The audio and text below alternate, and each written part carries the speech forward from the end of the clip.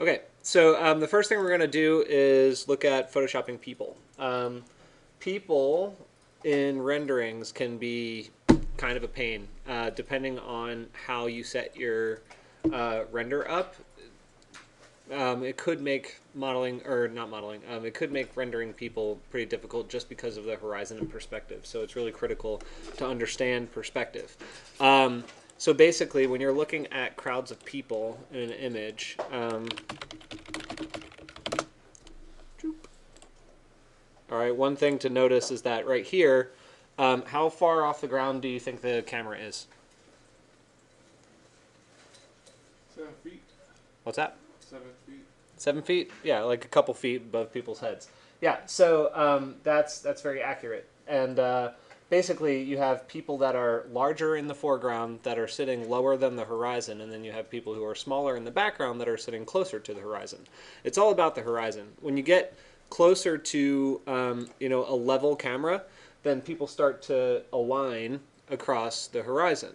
So if your camera is 6 feet off the ground or 5 feet off the ground, and it's perfectly level, like you're not looking up, you're not looking down, then you can basically use the horizon line as a measure for where you're going to put people on the screen. So I think in this model, actually, that's getting close. Notice how like most of the people's heads are kind of around here, and it looks like it goes uphill a little bit. I don't think that's a camera height thing. I think that's actually going a little uphill.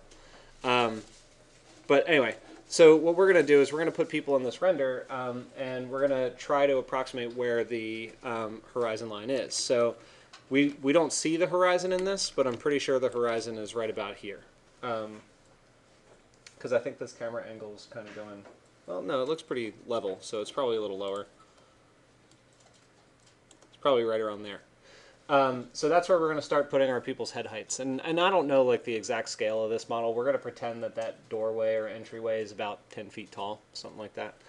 So our people are going to be roughly half height if they're standing in that doorway.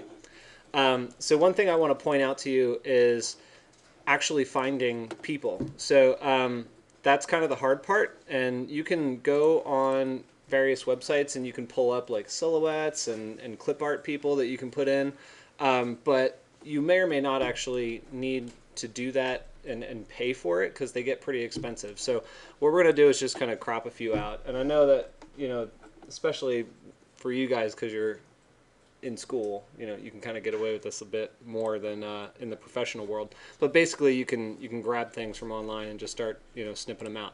So we're gonna grab this guy. Let's copy that. I'm gonna put it in Photoshop.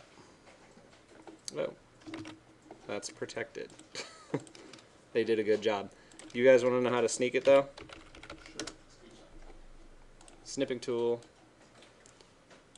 Although it's going to be kind of difficult with the white background, but basically you can do that, and then when you double click on it, you can get rid of anything that's close to white by pulling this down. So it just gets rid of it on a grayscale.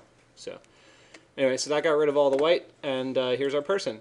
So what you notice, I think, is when you drop him down there, he looks a little awkward, doesn't he? I think that's because our camera angle is possibly a little bit too high. So what you're going to do is just kind of free transform it down to a point where he, his eye level is kind of aligned with the building itself. So that is how big he should be when he is at that horizon. So you want to use some referential points that you know. So assuming this entryway is about 10 feet high, then that's going to be the appropriate height for him. So where was I going with that? Oh yeah. So anyway, if we're going to pull him back out here, now he's too small. So there are some rules of thumb, like depending on how high your camera is, you could do the math on how tall they actually should be. But what I like to do is anytime I pull somebody's head height away from the horizon, I increase that profile's size by the amount of distance it is from the horizon. Does that make any sense?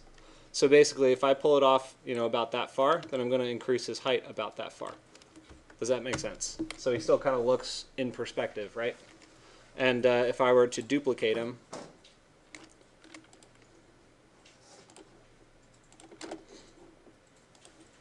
and then I'm going to pull him off a little farther, now he doesn't look right, does he? So now I'm going to increase his height about twice that. So they're both kind of off the horizon. This one might actually still be a little on the small side. But basically, you can use those rules of thumb to approximate and get pretty close. The good thing is no two people are really exactly the same size. So if you have some that are a little bit shorter and a little bit taller, as long as you're in the general ballpark, it's still going to feel kind of right. Okay, what questions do you have so far? Not much, right? Okay, so I'm going to do some, let me see, where are we here?